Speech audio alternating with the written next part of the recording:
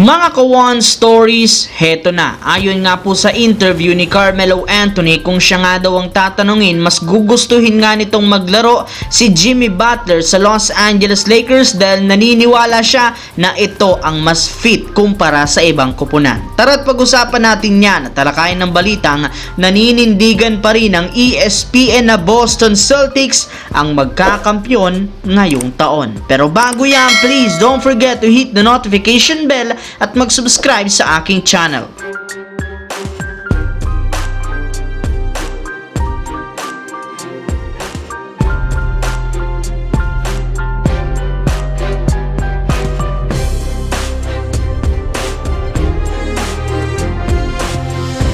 Lingid nga sa inyong kaalaman mga Kawan Stories na lalapit na nga po ang pagtatapos ng suspensyon ni Jimmy Butler kaya posibleng makapaglaro siyang muli sa lineup ngayong linggo. Ngunit ayon sa balita mukhang hindi na naman papayagan pa ng Miami na paglaruin ito dahil ayaw nga po nilang masira pa ang kanilang kampanya. Araw-araw nakikipag-usap ang kanilang front office sa ibang mga kupunana para lamang matuloy ang trade ni Butler at isa sa mga nabanggit na posibleng sunod na mapuntahan nito ay ang Los Angeles Lakers. Sa katunayan, meron nga pong inilabas ngayon na proposal paano siya makukuha ni Rob Pelinka mula sa Miami. Bali dito, kailangan ng Lakers na i-offer sina Rui Hachimura, Max Christie, Jared Vanderbilt, Gabe Vincent at Jackson Hayes. Ganyan nga karami ang dapat isakripisyo ni Pelinka para lamang tapatan ang napakalaking sweldo ni Jimmy Butler. Sa madaling salita, isang long shot para sa Lakers ang pagkuha kay Jimmy Butler mula sa Miami Heat kahit gustuhin man ito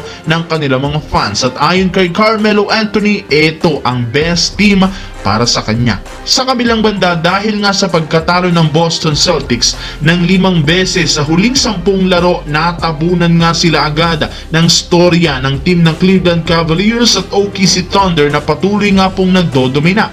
Kahit man sila pa rin ang number 2 sa standings ng East, bagsak nga sila sa power rankings. Marami nga po mga fans ang umasa na magdodomina ulit ng Celtics, sadyang hindi iyan nangyari dahil sa pagiging mas inconsistent nila. Kaya kine-question ngayon ang kakayahan ng Boston na madepensahan ang titulo. Ngunit ayon sa mga analyst mula sa ESPN, kahit gaano kalakas ang performance ng Cleveland Cavaliers at OKC Thunder, hindi pa rin naman nagbabago ang kanilang prediksyon dahil paninindigan pa rin ang sinabi nila noon na magkakampiyon at madedepensahan ng Boston Celtics ang titulo nito sa NBA Finals. Sa kalagitnaan pa lang na tayo ng season at mag-uumpisa nga daw ang tunay na laro pagdating ng playoffs. Anong sa palagay nyo mga Kawan Stories?